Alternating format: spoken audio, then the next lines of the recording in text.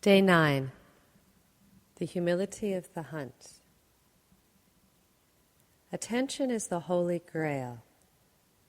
Everything that you're conscious of, everything you let in, everything you remember and you forget, depends on it.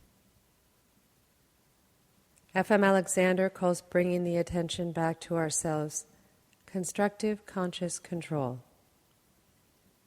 Others call it mindfulness, still others directed, divided, or expanded attention. In all cases, we can't go far without it. Rather, we can go too far without it, letting our attention fly scattershot in all directions, while wondering why we aren't getting anywhere, or why we're anxious, or why we are in pain, unsteady on our feet, awash in our lives.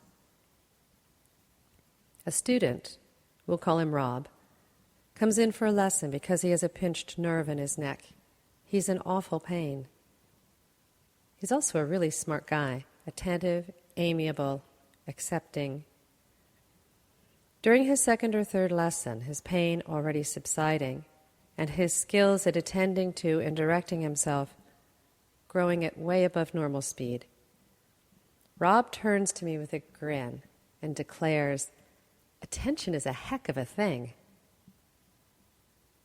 Or as Susan, who has joined our voyage after traveling by herself in rural Thailand, exclaims, when I explain to her how she might direct her attention in such a way that she doesn't aggravate and can eventually relieve a problem with her lower back, "Isn't it wonderful to know that we have that kind of potential, that working with our attention can actually help us heal?"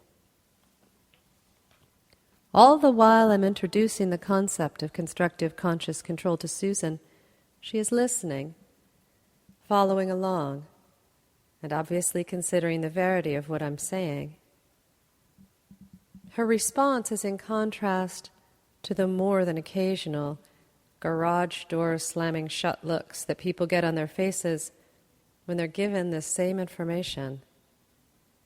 If there were a sign we could read on that garage door as it slams down, it might read, "Directing attention making any difference whatsoever in my body?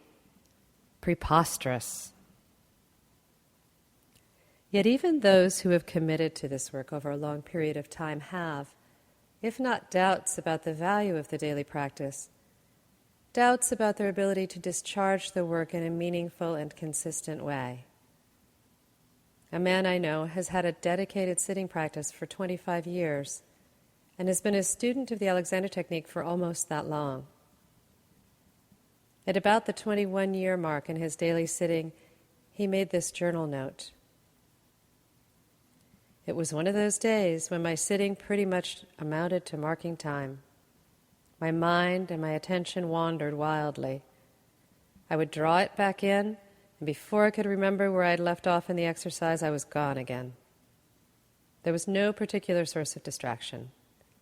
Several times I was seriously tempted to just put an end to it and stop wasting my time. But each time I was reminded of Frank's admonition that we always have the sitting we need. So I persevered and had the sitting I needed." Frank is my friend's teacher. He's also my teacher. Rather than being dedicated to the success of our practices, we can devote ourselves to the humility of the hunt. What we let go of in the process of meeting our obligations, arriving on the cushion, taking our practice to the yoga mat, the Tai Chi class, far outweighs the importance of what we attain. To enjoy the paradox for a moment longer, what we let go of, the letting go itself, is what we gain.